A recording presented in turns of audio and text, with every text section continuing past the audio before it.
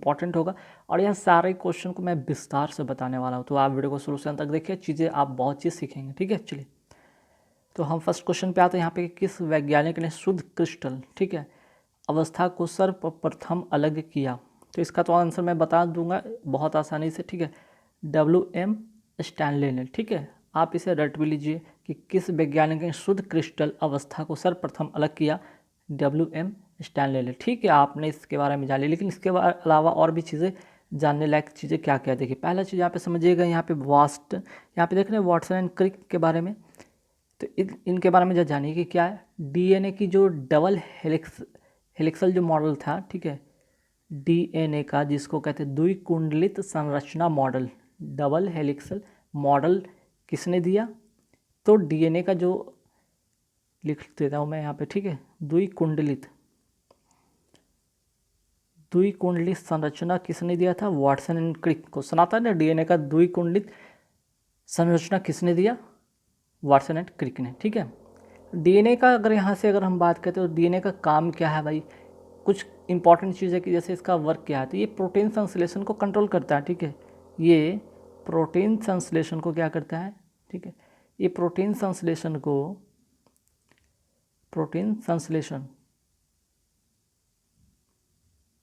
को कंट्रोल करता है। ठीक है, आपने तो चीज़ सीखा कि वाटसन क्रिक यहाँ से द्विकुंडलित संरचना दिया। ठीक है, DNA का। दूसरा कि DNA का कार्य प्रोटीन संश्लेषण का, ये जीन की इकाई है। DNA क्या है भाई? यहाँ पे एक और चीज़ नोट कीजिएगा, ये जीन की इकाई है। तीसरा फैक्ट, जीन की इकाई है DNA, जीन की इकाई है DNA। प्रोटीन संश्लेषण का कंट्रोल कौन करता है? DNA। ठीक है, और जीन, यहाँ पे मैंने जो वर्ड बोला जीन, इस शब्द को किसने दिया? ये क्वेश्चन आता है कि जीन शब्द को किसने दिया? तो ये जोहानसन ने दिया। ठीक है, जोहानसन ने। तो तीसरा के अलावा चौथा फैक्ट आपने जान लिया। चलिए, तो वाटसन एंड क्रिक के बारे में आपने जाना। अब इसके अलावा अरविंद खुराना के बारे में थोड़ा जानिए। ठीक है, तो इनको 1968 में, सवाल यहाँ से आता है, 1968 में नोबेल मिला था इनको, किस क्षेत्र में? चिकित्सा के क्षेत्र में। तो यहाँ से डायरेक्ट एक क्वेश्चन आता है कि चिकित्सा के क्षेत्र में अरविंद खुराना को नोबेल पुरस्कार कब मिला था? 1968 को। और इनके द्वारा जो न्यूक्लिक एसिड में जो न्यूक्लियोटाइड का क्रम जो खोजा गया, इन्हीं के द्वारा खोजा गया। ठीक है, न्यूक्लिक एसिड में न्यूक्लियोटाइड का क्रम खोजा गया अरविंद खुराना के द्वारा। ठीक है, इन्हीं के कारण इनको चिकित्सा के क्षेत्र में नोबेल पुरस्कार 1968 में मिला। ठीक, चलिए, कॉफ़ी में सबसे महत्वपूर्ण उत्तेजक कैफीन होता है, सही बात है। चाय में सबसे महत्वपूर्ण उत्तेजक पदार्थ क्या होता है? तो देखिए, चाय में भी दो चीज़ होता है, कैफीन होता है, दूसरा निकोटीन होता है। कैफीन होता है या निकोटीन होता है। ठीक है, निकोटीन, ध्यान रखिएगा, कैफीन या निकोटीन, आप इसे कैफीन पे टिक कर लें। नेक्स्ट है कि निम्न में से कौन सा कार्य गुर्दे का नहीं? गुर्दे का कहने का मतलब यहाँ पे हम बात करेंगे किडनी से। ठीक है, बात हो रहा है यहाँ पे किडनी से। किडनी का कौन सा कार्य नहीं? तो किडनी का कार्य क्या क्या है भाई? तो आपका रक्त का चाप नियमन करता है, सही है। मूत्र का बाहर निकालना, सही है। शरीर में तरलों का अम्लता का नियमन करता है ना, शरीर का जो तरल होता है मीन्स कि शरीर में जो भी अम्लता हो जाती है उसके नियमन का जो है काम करता है ये किडनी। तो क्या नहीं करता है? तो एंटीबायोटिक्स का स्राव नहीं करता है। किडनी के बारे में 2-3 फैक्ट और जानिए। ठीक है, क्या क्या कि ये 140 ग्राम का होता है। ठीक है, एक पेयर इसका होता है, इसका क्या होता है? 1 पेयर होता है। ठीक है, एक पेयर होता है इसका। बाहरी जो इसका भाग होता है किडनी का बाहरी भाग क्या कहलाता है? कॉर्टेक्स कहलाता है। ठीक है, भीतरी भाग क्या कहलाता है? मेडुला कहलाता है। बाहरी भाग कॉर्टेक्स, भीतरी भाग मेडुला कहलाता है। इसकी जो इकाई है, क्रियात्मक इकाई किडनी की, और नोट कर लीजिए। ठीक है, कार्यात्मक जो इकाई है किडनी की, बहुत बार एग्जाम में आता है क्वेश्चन, नेफ्रॉन। ठीक है, नेफ्रॉन हो गया। ठीक, और किडनी में एक चीज़ बहुत इंपॉर्टेंट चीज़, किडनी में जो बनता है ना पत्थर, किसके वजह से बनता है? कैल्शियम ऑक्सलेट के कारण बनता है। कैल्शियम ऑक्सलेट के कारण बनता है। ठीक है, स्टोन किडनी में। चलिए, नेक्स्ट है कि तेल दीप में बत्ती का होता है, तेल दीप में बत्ती का तेल डैश के कारण ऊपर चढ़ता है ना। तेल जो होता है ना दीप में, वो दिया नहीं बोलते जिसको आप लोग, है ना, वो ऊपर कैसे चढ़ता है, किसके कारण चढ़ता है, तो ये चढ़ता है कोशिका क्रिया के द्वारा, मीन्स की कैपिलरी एक्शन के कारण, है ना। तो हम यहाँ पे बात करेंगे कुछ कैपिलरिटी के बारे में बात करेंगे, ठीक। तो देखिए कैपिलरिटी की बात करते हैं, कोशिका क्रिया की बात करते हैं, तो कैपिलरी ट्यूब में द्रव के ऊपर चढ़ने या नीचे आने की घटना को कैपिलरिटी कहते हैं, ठीक है। और ये ऊपर और नीचे चढ़ने का रीज़न होता है इसके जो रेडियस होते हैं ना, कैपिलरिटी, इसमें रेडियस, इसका जो रेडियस होता है इसी पर डिपेंड करता है। अगर रेडियस जितना पतला कम होगा उतना इजी वे में ऊपर चढ़ेगा, ठीक है। मीन्स कि अगर ये पाइप है तो अगर इसमें वाटर का लेवल यहाँ तक आ जाएगा, अगर ये इसका जो रेडियस चौड़ा है तो इसका जो पानी का लेवल यहाँ रह जाएगा। बात समझ में आया, ठीक है।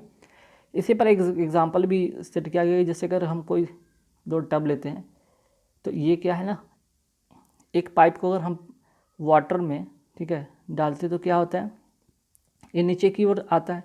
लेकिन अगर हम इसको ये द्रव से भर दिया जाए, ठीक है, ये द्रव किस चीज़ का भर दिया जाए, पारे का भर दिया जाए, पारे का कोई द्रव भर दिया जाए तो कैसा होगा, यहाँ पे हल्का सा उभरा हुआ फील होगा, ठीक है। कहने का मतलब समझ में, जो द्रव जो कांच को भिगोता है, ठीक, वो आसानी से ऊपर चढ़ता है, और जो द्रव कांच को नहीं भिगोता है वो ऊपर नहीं चढ़ता है। जैसे एग्जांपल के तौर पे आप पारा को ले लीजिए, Hg को ले लीजिए, ठीक है। चलिए, ठीक, चलिए नेक्स्ट है कि सूखा बालू चमकीला क्यों दिखाई देता है जबकि गीला बालू जो होता है धातुहीन होता है। चमकीला की वजह क्या होता है यहाँ पे समझिएगा, चमकीला का बस इसका रीज़न होता है इसका परावर्तन, ठीक है। चलिए, अच्छा ऊपर वाले कुछ क्वेश्चन में छूट गया चीज़ें। अच्छा हाँ, ऊपर वाले क्वेश्चन में एक श्यानता वर्ड के बारे में मैं बताने वाला था। श्यानता जिसको कहते हैं विस्कोसिटी, इसके पहले वाले वीडियो में मैं बता रखा था, ठीक है। विस्कोसिटी, विस्कोसिटी है क्या, ठीक है, इसके पहले वाले वीडियो देखिए, सारी बातें मैं बताया। तो विस्कोसिटी के बारे में थोड़ा सा जान लीजिएगा। पहला पॉइंट, आदर्श तरल की जो होता है ना, आदर्श तरल की जो श्यानता होता है वो क्या होता है, शून्य होता है, ठीक है, शून्य होता है। दूसरा, ताप जब बढ़ेगा, ताप बढ़ने पर द्रव की श्यानता क्या होती है, घट जाती है, ठीक है, परंतु गैस में बढ़ जाती है। गैस में क्या होती है, बढ़ जाती है। दूसरा फैक्ट, अब हम बात करेंगे इसका। अच्छा, ये विस्कोसिटी किस में होता है, तो द्रव में होता है, गैस में होता है, ठोस में नहीं होता है, ठोस में नहीं होता है, द्रव और गैस में होता है, ठीक है। एसआई मात्रक की हम बात करते हैं तो एसआई मात्रक क्या होता है, नोट कर लीजिए। एसआई मात्रक होता है डेका पॉइज, ठीक है, या हम पास्कल सेकंड भी कहते हैं, पास्कल सेकंड भी कहते हैं, ठीक है। और इसको ईटा के द्वारा, ठीक है, इस तरह से ईटा के द्वारा सूचित किया जाता है, सिंबल, ठीक। तो 5-6 यहाँ इसका जो मैंने पॉइंट बताया आप नोट कर लीजिएगा, ठीक है। चलिए, निम्नलिखित में कौन सा कथन गलत है, गलत की बात कहा गया है। रक्त अम्लीय होता है क्या, अगर इसका pH मान 7.4 होता है तो आप डिसाइड कर लीजिए ये अम्लीय होता है, तो गलत हो गया, ठीक है। रक्त क्षारीय होता है, तो कहने में इसका अगर क्वेश्चन के अकॉर्डिंग आंसर ये होगा रक्त अम्लीय होता है, गलत बात है। रक्त क्या होता है, रक्त तो क्षारीय होता है ना, क्योंकि इसका आप pH मान देख लीजिए क्या है, 7.4 है। पित्त रस का स्राव जो होता है, बाइल जूस का स्राव लीवर से होता है, सही बात है, करेक्ट बात है। अमाशय रस में HCl होता है, ये भी सही बात है। पित्त रस क्षारीय होता है, सही होता है, क्योंकि इसका भी पित्त का भी जो रस होता है इसका pH मान कितना होता है, 7.7 होता है, ठीक। चलिए, निम्नलिखित में सदिश राशि आपको बताना है। सदिश राशि मीन्स की वेक्टर,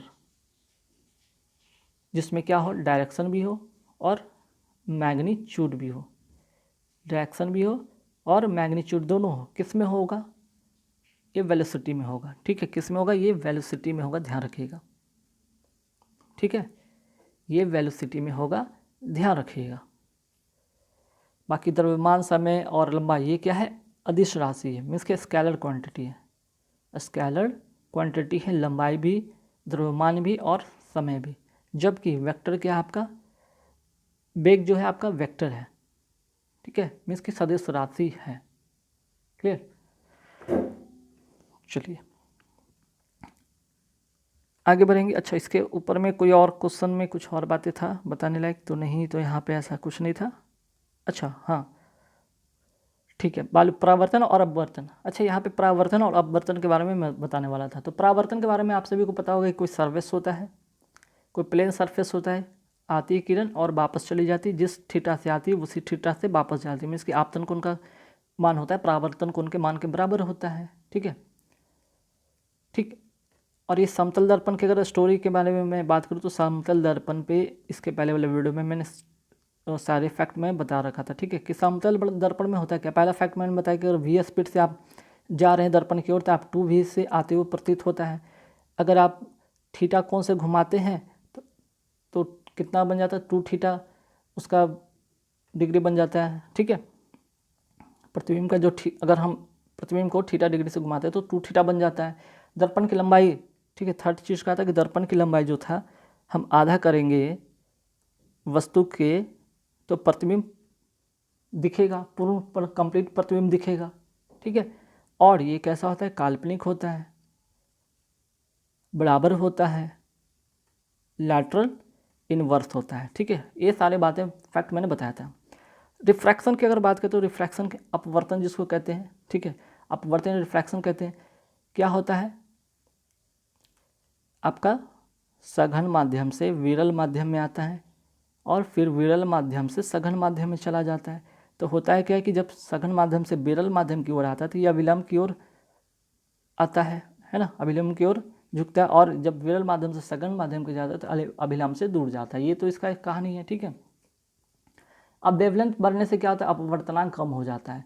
वेवलेंथ बढ़ेगा तो अपवर्तनांक, यहाँ से एक और अपवर्तनांक के बारे में जाने, अपवर्तनांक। ठीक है, वेवलेंथ बढ़ेगा तो क्या होगा, वेवलेंथ बढ़ेगा तो क्या होगा आपका अपवर्तनांक कम जाएगा, अपवर्तनांक क्या होगा आपका कम जाएगा। ठीक है, अगर जब अपवर्तनांक कमेगा तो तरंगधार सबसे ज़्यादा किस में होगा। ठीक है, और किस में अपवर्तनांक किस में ज़्यादा होगा किस में कम होगा, तो ध्यान रखिए वेवलेंथ बढ़ने से अपवर्तनांक बढ़ता है। ठीक है, तो रेड लाइट का जो होता है, रेड का अपवर्तनांक जो होता है सबसे कम, वायलेट का जिसको कहते हैं बैगनी रंग, वायलेट का सबसे ज़्यादा।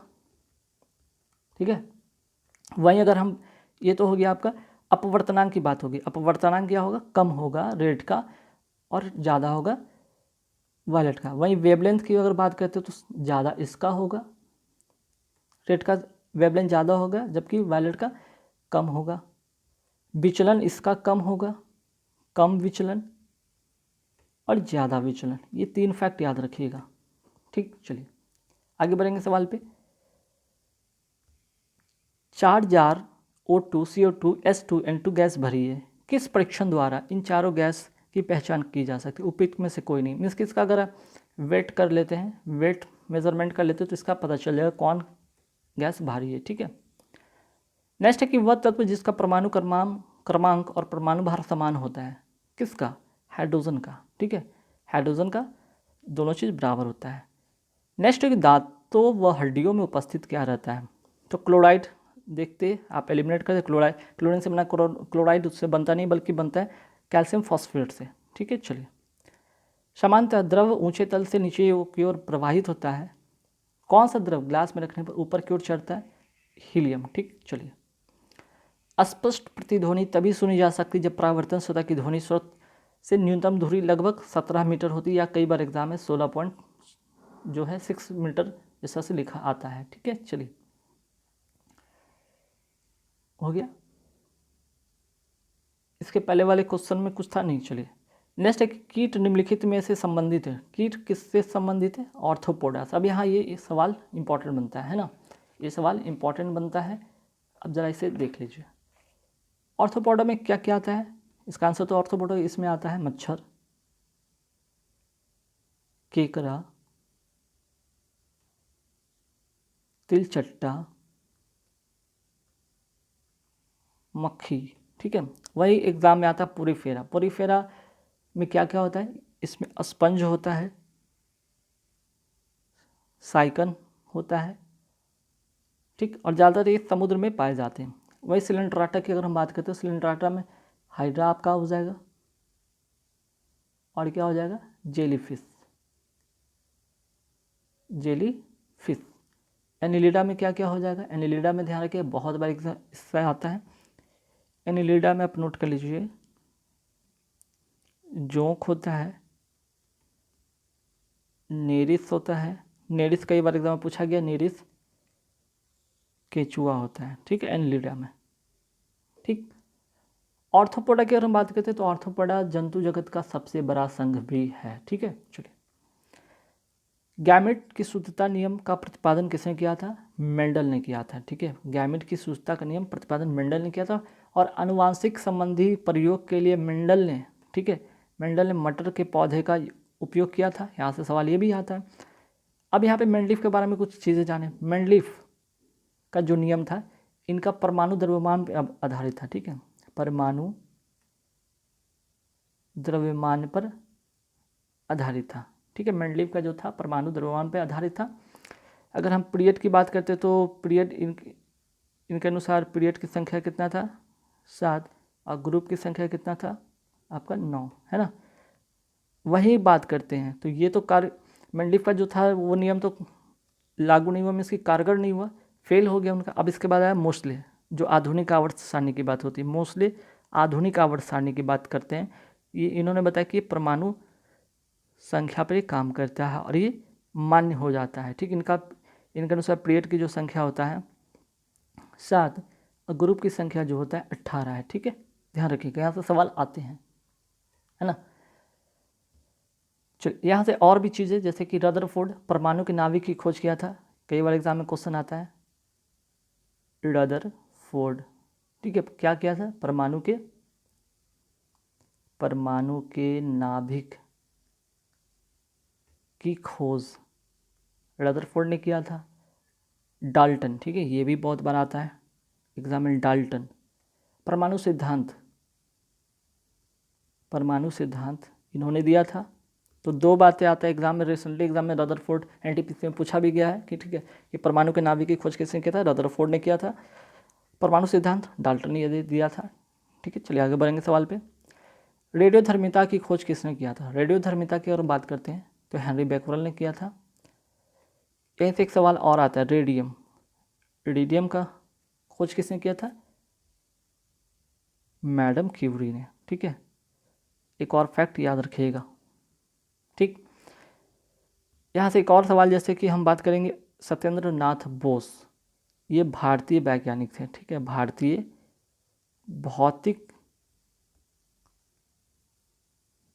वैज्ञानिक थे, है ना। इनको क्वांटम फिजिक्स के लिए, ठीक है, क्वांटम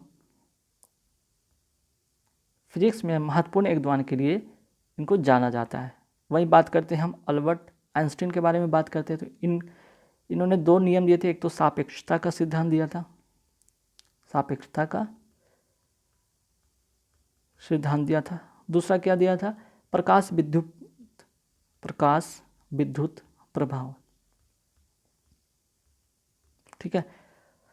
तो इसका आंसर तो हेनरी बैक्यूरेल, लेकिन सत्येंद्र नाथ बोस के बारे में जाने कि भारतीय भौतिक वैज्ञानिक क्वांटम फिजिक्स के इनको जाना जाता है। वही अल्बर्ट आइंस्टीन की बात करते हो सापेक्षता का सिद्धांत प्रकाश विद्युत प्रभाव के लिए जाना जाता है, ठीक है। चलिए, प्रकाश संश्लेषण में पौधे कौन सी गैस अवशोषण करते हैं, मीन्स कि एब्जॉर्ब करते हैं, तो कार्बन डाइऑक्साइड एब्जॉर्ब करते हैं और ऑक्सीजन को रिलीज करते हैं, सिंपल सा है, ठीक है। चलिए, नेक्स्ट है कि कोशिकत्व एकमात्र कारण नहीं है, किसका, ठीक है। तो इसके बारे में बात करेंगे। फिर से आगे कैपिलरिटी की बात हो रही है, कैपिलरी की बात हो रही है, अभी मैंने इसके बारे में बताया था। तो स्याही सोखना इसी का एग्जाम्पल है, सूती कपड़े में पानी की बूंद फैलना इसका एग्जाम्पल है, और पौधे की जड़ों से इसके पत्तों तक पानी का ऊपर उठना कैपिलरिटी के कारण ही होता है, लेकिन भूमिगत जल का ऊपर उठना ये नहीं इसका कारण है, ठीक है। चलिए, सुपरसोनिक विमान किसको हानि पहुंचाता है, सुपरसोनिक विमान किसको हानि पहुंचाता है, ये पहुंचाता है आपको ओजोन लेयर को, ठीक है, ओजोन लेयर को, ठीक है। सुपरसोनिक जो विमान होता है किसको हानि पहुंचाता है? ओजोन लेयर को। देखिए अब यहाँ पे एक फैक्ट और याद रखिएगा, आपको पता होना चाहिए कि आपके जो वायुमंडल में है कितने लेयर होते हैं, यहाँ पे 5 लेयर होते हैं, 1 2 3 4 ये 5। पहला आप सभी को पता होगा ट्रोपोस्फेयर होता है, दूसरा होता है स्ट्रेटोस्फेयर, तीसरा क्या होता है मेजोस्फेयर, चौथा क्या होता है थर्मोस्फेयर, और लास्ट होता है एक्सोस्फेयर। एक्सोस्फेयर में आपका स्पेस शिप यहाँ पे होता है, सैटेलाइट आपको थर्मोस्फेयर में चलता है, ठीक है। सैटेलाइट कहाँ मूव करता है? थर्मोस्फेयर में। अगर हम मेट्रोइड्स की बात करते हैं, उल्का पिंड की बात करते हैं, ये कहाँ दिखाई देगा ज़्यादातर? मेसोस्फेयर में।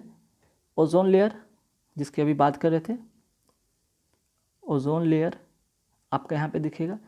अगर हम बात करते हैं एरोप्लेन की बात करते हैं, एरोप्लेन की बात करें तो कहाँ ये चलता है? ट्रोपोस्फेयर में। हॉट बैलून की बात करें तो यहीं चलता है, ठीक है। तो आप इसे याद रखिएगा, आपका 5 लेयर होते हैं, याद रखिएगा, troposphere, stratosphere, mesosphere, thermosphere, exosphere, ठीक है, जिसको क्षोभ मंडल, समताप मंडल, मध्य मंडल, आयन मंडल, वायुमंडल कहते हैं हिंदी में, ठीक है। चलिए आगे बढ़ेंगे सर। रबड़ से स्टील अधिक लचीला होता है ना, रबड़ से जो स्टील होता है अधिक लचीला होता है, क्यों? इसका रीज़न क्या है? इसका कारण है कि प्रतिबल का विकृति से अनुपात अधिक होता है, मीन्स कि स्ट्रेस का जो रेशियो होता है वो ज़्यादा होता है स्ट्रेन से, मीन्स की विकृति से, है ना। यहाँ से एक चीज़ और आता है, स्ट्रेस जो होता है डायरेक्टली प्रोपोर्शनल होता है स्ट्रेन के, ठीक है। स्ट्रेस डायरेक्टली प्रोपोर्शनल होता है स्ट्रेन के, ठीक है। अगर इस पर इफेक्ट होगा तो इस पर भी इफेक्ट आएगा, अगर इस पर इफेक्ट आएगा तो इस पर भी इफेक्ट आएगा, ठीक है। और यहाँ से इसका जो है प्लस, जिसको इलास्टिसिटी का गुणांक कहते हैं, E equal to stress by strain होता है, ठीक है। ये भी फैक्ट याद रखिएगा, stress directly proportional to strain equal to stress by strain, ठीक है। चलिए, एक ट्रक रास्ते के पर समान गति से चलते हैं। ट्रक की तुलना की जाए तो कार क्या धारण करेगा? कम गतिज ऊर्जा, अधिक गतिज ऊर्जा, क्या करेगा, ठीक है। हमने यहाँ पे कार की बात किया और ट्रक की बात किया, सीधी सी बात है कि कार ज़्यादा कम भारी होगा ट्रक के तुलना में, और जो कम भारी होगा उसकी गतिज ऊर्जा भी क्या होगी? कम होगी, है ना। एग्जाम्पल आप ले सकते हैं इसका। अगर इसकी कार की हम बात करते हैं, इसके अगर काइनेटिक ऊर्जा अगर बात करते हैं ½ mv², अगर m यहाँ पे हम क्या ले लेते हैं, कुछ भी ले लेते हैं, वैल्यू 10 ले लेते हैं, और हम क्या बोला जाए कि ट्रक की तुलना की जाए, ठीक है, स्पीड समान हो। चलिए स्पीड हमने क्या करा यहाँ पे 20 ले लिया, ठीक है, ½ mv² हो गया। तो 2 × 5 = 10, अब 20 400 × 5 × 400 हो जाएगा, लगभग 2000 यहाँ पे हो गया।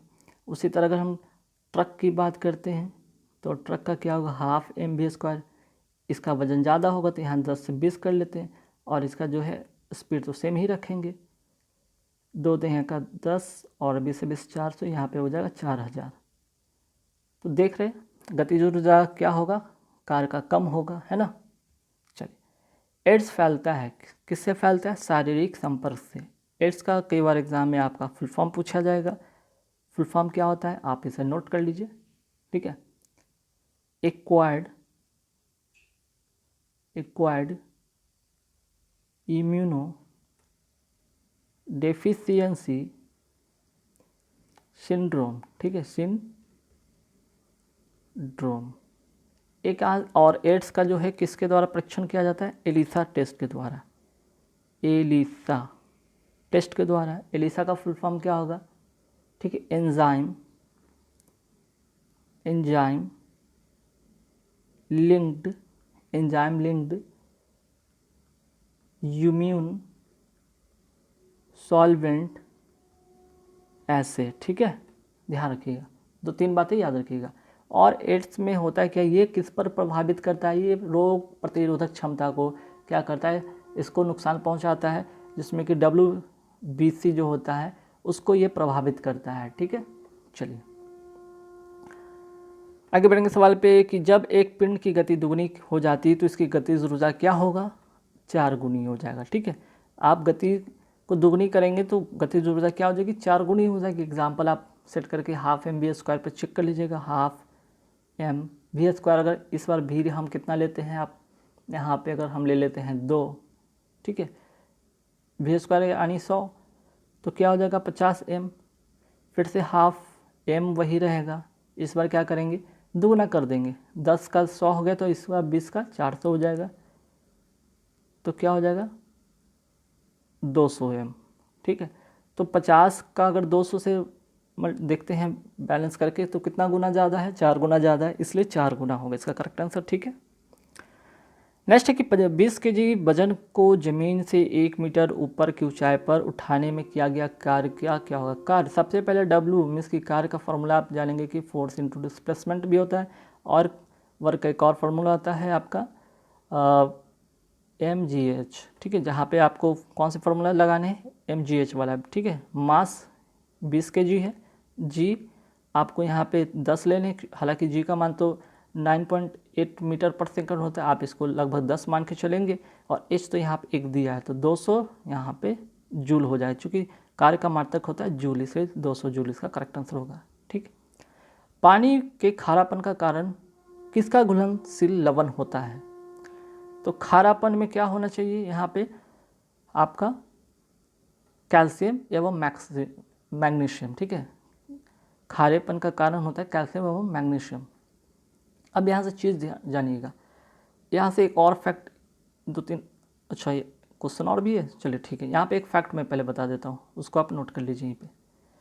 अगर हम बात करते हैं अस्थायी कठोरता, अस्थायी कठोरता की बात करते हैं तो किसके कारण होता है, कैल्शियम एंड मैग्नीशियम के बाइकार्बोनेट के कारण, बाइकार्बोनेट के कारण, ठीक है। अस्थायी कठोरता का कारण क्या होता है, कैल्शियम एवं मैग्नीशियम के बाइकार्बोनेट के कारण जो घुला रहता है पानी में, ठीक है। एक होता है अस्थायी कठोरता किसके कारण होता है, ये होता है आपका इसमें कैल्शियम एंड मैग्नीशियम के सल्फेट हो गया, क्लोराइड हो गया, और क्या हो गया, नाइट्रेट, ठीक है, नाइट्रेट के कारण। अब इन दोनों को अगर हम बात करते हैं, इन दोनों को किसके द्वारा दूर किया जा सकता है, इन दोनों में हम क्या मिला देंगे तो इसकी कठोरता दूर हो जाएगी। दोनों में आप NaCO3 मीन्स की सोडियम कार्बोनेट मिलाने से इसकी अस्थायी कठोरता भी दूर हो जाती है, अस्थायी कठोरता भी दूर हो जाती है। लेकिन अगर ऑप्शन में अगर अस्थायी के बारे में दिया जाए और सोडियम कार्बोनेट नहीं दिया जाए तो यहाँ पे होगा इसका बूझा चूना, ठीक है। इसके द्वारा इसकी कठोरता दूर होती है, ठीक। चलिए नेक्स्ट है कि निम्न में से कौन सा रोग वायरस से नहीं होता है, तो वायरस से नहीं होता है, वो टाइफाइड वायरस से नहीं होता है, ठीक है, ये बैक्टीरिया से होता है, बैक्टीरिया से होता है, जिसमें कि जो आंत होते हैं, इंटेस्टाइन होते हैं, ठीक है, उसमें क्या होता है, इन्फेक्शन हो जाता है। गाइज यहाँ पे 25 क्वेश्चन कंप्लीट होते हैं, काफ़ी सारे डिटेल्स मैंने आपको बताया है। वीडियो अच्छी लगे तो लाइक कर देना, शेयर कर देना, अभी तक हमारे चैनल को सब्सक्राइब